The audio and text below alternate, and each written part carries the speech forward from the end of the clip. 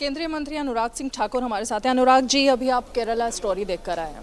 केरल के मुख्यमंत्री ने कहा कि सांप्रदायिक ध्रुवीकरण के अलावा केरल की छवि को खराब करने के लिए ये पिक्चर बनाई गई। आपको भी लगा कि केरला की छवि खराब हुई है?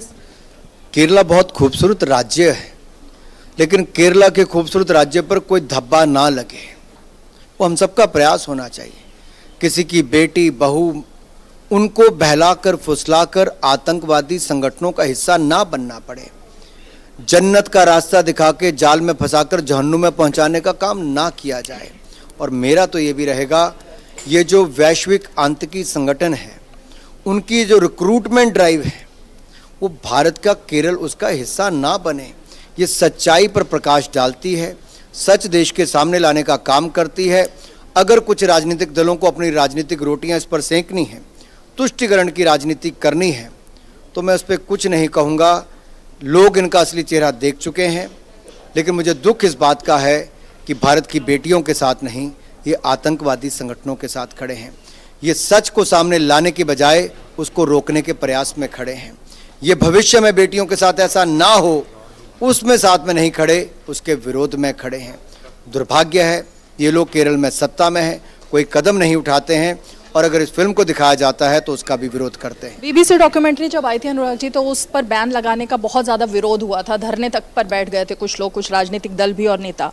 उसके बाद ये फिल्म आती है, तो अब जब तमिलनाडु से लेकर पश्चिम बंगाल तक इस पर बैन लगता है, तो वो अभिव्यक्ति की स्वतंत्रता आपको लगता है कि दोनों तरफ बटी हुई नजर आती? देखिए, तो सच है, एक फिल्म के माध्यम से सच्चाई को देश के सामने रखने का काम किया गया। अब इसमें कांग्रेस, कम्युनिस्ट या बाकी कोई भी दल हो, सच्चाई से परे रखना चाहता हो, अपना वोट बैंक का उल्लू सीधा करना चाहता हो, मैं इतना ही कहूँगा, किसी की बहन बेटी से ऊपर आपका वोट बैंक नहीं हो सकता है। और आप इसको कितना भी रोकने का प्रयास करें, अगर आप रोक रहे हैं तो कहीं ना कहीं समर्थन दे रहे हैं उस रिक्रूटमेंट ड्राइव का जो आतंकी संगठनों के लिए इन बेटियों को जाल में फंसाकर हो रही है। तो देश को ये देखना है कि उन आतंकी संगठनों के साथ ये कांग्रेसी, कम्युनिस्ट और बाकी दल क्यों खड़े हैं। देश को ये देखना है कि ये विरोध करके क्या सीधे तौर पर उनका समर्थन नहीं कर रहे। देश को ये देखना है कि आखिरकार ये सच्चाई को देश में सामने लाने के लिए क्यों कांग्रेस और कम्युनिस्ट पार्टी दूसरी तरफ खड़ी हैं और क्यों कोर्ट जाती हैं। अंत में अनुराग जी, टाइमिंग को लेकर सवाल खड़े हो रहे हैं। दूसरी तरफ प्रधानमंत्री ने भी इस बात का जिक्र किया कि कांग्रेस और कुछ ऐसे दल हैं जो आतंकी प्रवृत्ति के लोगों के साथ मिलकर देश को बांटने की कोशिश में लगे हैं। आपको लगता है कि इन दोनों में भी कोई तालमेल दिख रहा है? देखिए, तालमेल तो देश को देखना है, सच्चाई सामने आ रही है। जो वहाँ सत्ता में थे कांग्रेस, कम्युनिस्ट, उन्होंने कदम नहीं उठाए जी, तभी इतनी हजार बच्चियाँ इस जाल में फंस गई। समय पर कदम उठाए होते तो बच्चियाँ बच गई होती। ISIS को भी इस तरह से यहाँ से रिक्रूटमेंट के लिए लोग नहीं मिलते। वैश्विक आतंकी संगठनों को केरल की ओर नहीं देखना पड़ता।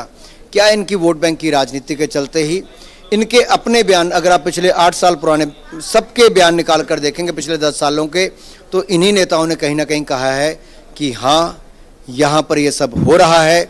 लेकिन आज इनकी वोट बैंक की राजनीति इनको मजबूर कर रही है कि ना, ना और ना।